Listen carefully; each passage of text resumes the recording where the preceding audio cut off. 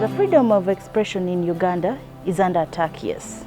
And this is because as a country, there's been a lot of censoring of whatever we do, our views, our thoughts, and how we engage our people. Now, as a political candidate, we are in a situation where even before I engage, even before I reach a community, there is already an intimidation or a threat by police to not engage.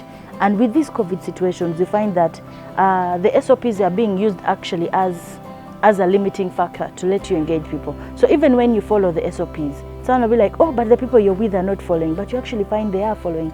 So as a country, I want to say freedom of expression is being limited. So we look also at situations where young people are not allowed to express their views. Now, the FDC as a party has really, in the last couple of years, experienced a lot of limitation in how they express their views. We've seen a lot of intimidation. Just last week, we were at the party office to bring in the nomination forms for our presidential candidates, in people interested to be presidential candidates for the party. But you find that every time we want to engage in a party office that is supposed to be open, we see the NRM office is always open. But the FDC party, when it opens to have such a public engagement, you find the police has covered the whole place. There is limitation of people from entering.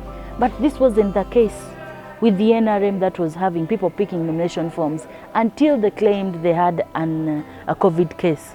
Then they started to follow something. But as the FDC has never had a case and the SOPs were being followed. But still, there is an intentional need to close us, to fuel interests of another party. We have had a challenge that people pledge allegiance to the government, but not allegiance to the people, because you have to have the honest views of the people as you write this up. So you find that many times policies are made in this country, and it's not literally the views of the people, but the views of a certain class of people who think they know more, or are actually influenced by money or by people in positions on power. And so what they bring on table is not people-centered. The youth have always, have 90% been engaged in the elections, but how they engaged has not been taken seriously. So you see, previously in the last elections, you'd have that youth are the mobilizers.